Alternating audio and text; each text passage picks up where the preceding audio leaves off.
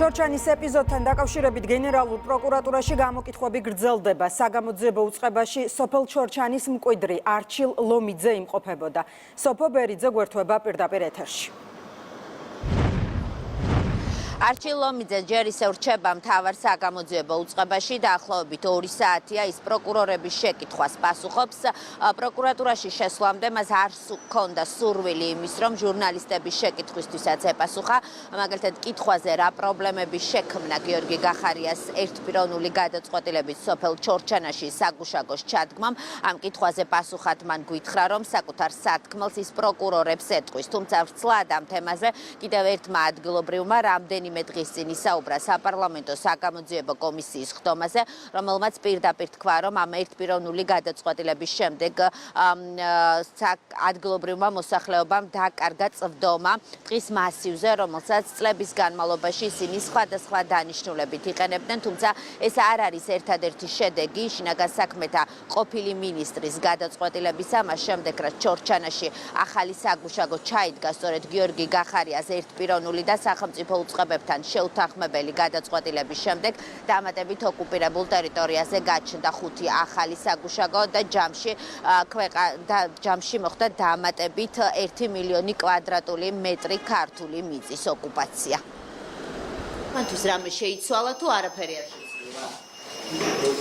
ვისთანაც მივდივარ, იმას ვეტყვი.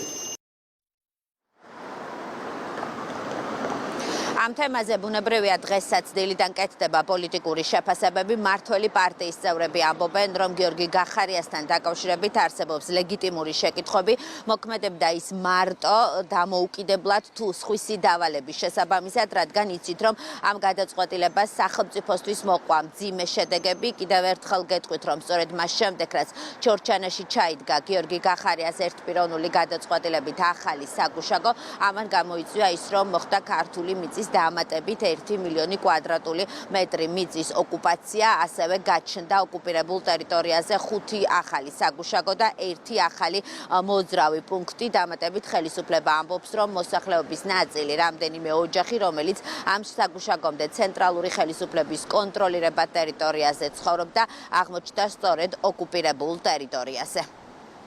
ძალიან ბევრ საკმაოდ აბსურდულ ნაბიჯს გამენ ისე მათი ლოგიკიდან გამომდინარეც, რომ უნდათ რომ რაღაცა ვიღაცას დააბრალონ, ფაქტიურად საკუთარ თავს ამხელენ. მან თავის წინააღმდეგ მიმართა ყველაფერი ამ ცხოვრებაში, როდესაც საქართველოს მართვა დაიწყო არა თავისი მოსაზრებებით, არამედ თავისი პატრონების მოსაზრებებით. ცალსახად ამბობს, რომ ერთი გოჯი ტერიტორია მის დაკარგვა კონტროლისა არ მოყოლია მის აკვედრას.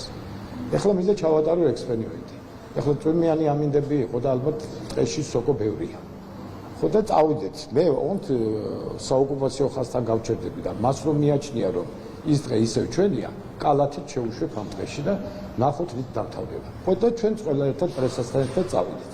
ხო არ დაგვიკარგავს ერთ-ერთი გოჯი და მე რა ყველამ ერთად მოვიხინოთ მის მიერ დაკრეფილი ამ სოკოთი. ჩორჩანასთან დაკავშირებით, რა თქმა უნდა, უამრავი კითხვის ნიშანი არსებობს. ახლა თქვენ კარგად გახსოვთ ბატონი გახარია, როდესაც იმყოფებოდა და საგამოძიებო კომისიაზე და მან ამდენი ურთიერთგამომრიცხავი, ასე ვთქვათ, განცხადება გააკეთა კონკრეტულ ამ თემასთან მიმართებაში. ხომი თავიდან ახსენა, რომ გატაცებებს ჰქონდა ადგილიო და მე სხვა გზა არ ჰქონდა დარჩენილიო. შემდეგ ბატონმა ალეკო ტაბადაძემ შეუსწორა, რომ გატაცებები არ ყოფილაო და ზუსტად 1 წუთში შეცვალა ჩვენება, რომ მე გატაცება უსიტყვა არ მიხსენებიო და ნებისმიერ შეუძლია გადაახუროს და ეს ფრაგმენტი აღმოეჩინოს. ამასთან დაკავშირებით ბატონმა გახარიამ გადადგა ისეთი ნაბიჯი, რომელსაც ეწინააღმდეგებოდა სახელმწიფო უსაფრთხოების სამსახური. მათგან გამომდინარე ძალიან მოხარულები ვართ, რომ პროკურატურაც იძიებს ამ საკითხს და დიდი ალბათობით თვითონ საგამოძიებო კომისიაშიც მოუწევს ბატონ გახარიას კიდევ ერთხელ მობრძანება.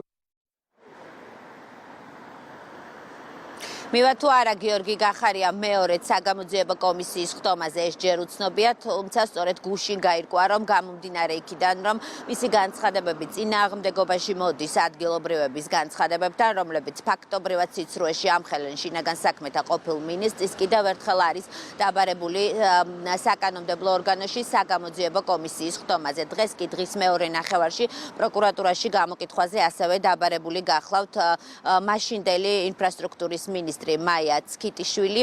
იცით რომ სახელმწიფო ამბობს რომ გახარიამ გადაწყვეტილება ერთპიროვნულად ყველა სახელმწიფო უწყებასთან შეუთანხმებლად მიიღო, რამაც სახელმწიფო სერიოზული ზიანი მოუტანა, რადგან მოხდა დამატებით ქართული ტერიტორიების ოკუპაცია. ამას გარდა გაჩნდა დამატებით ახალი საგუშაგოები ოკუპირებულ ტერიტორიებზე.